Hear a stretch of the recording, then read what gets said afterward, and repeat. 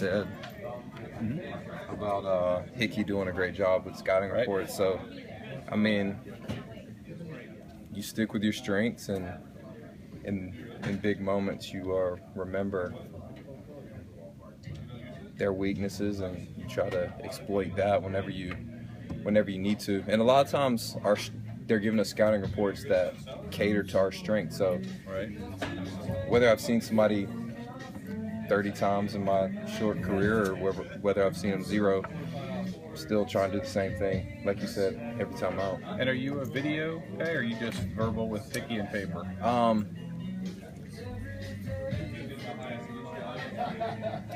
The teams that I haven't seen much that I faced this year, I haven't pitched against them the first game of the series.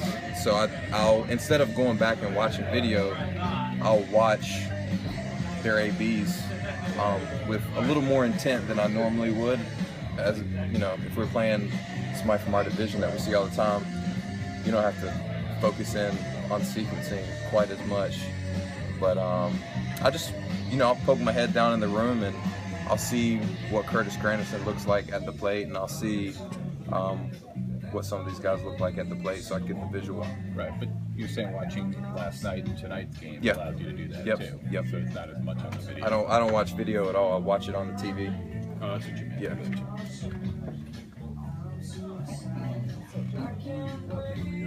Chris, with the offense trying to put more runs on the board, does it take more pressure off of you on the mound, knowing that those guys are trying to put more runs on the board to support you? My mentality is the same every time I pitch.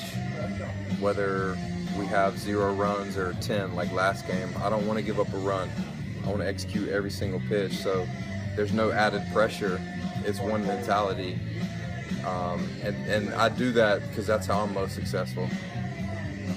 Last game you said you didn't have the really good slider, and in fact that obviously that's been a thing people talk a lot about, but the fastball command is always key. Was it in a way like almost rewarding to pitch more so with the fastball? Rewarding is the right word, but in other words, I thought about that. I thought about that, and I learned a lot. I don't have to be as slider heavy, because actually my past 2 or 3 starts, looking at the breakdown, percentage-wise, I haven't used as many sliders, and it's not because it's not as good. It's just like I'm constantly evolving, constantly learning more about myself, attacking hitters in different ways, and the less they see my slider, the better it is. Whenever I need to use it, I use it.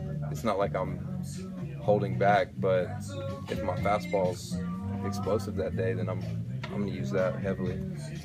What about the change? I think last 6 starts you've thrown about 3 starts, something like that, sometimes a 9. Where is that right now? In the it's great. I feel really good with it.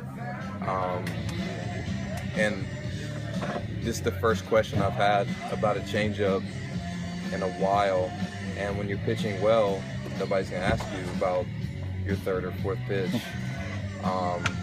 But as soon as you have a game where you don't pitch as well as other people expect you to pitch, they ask you about it. So, but honestly, I feel good with it. I use it when I want to, and I haven't felt like I wanted or needed to.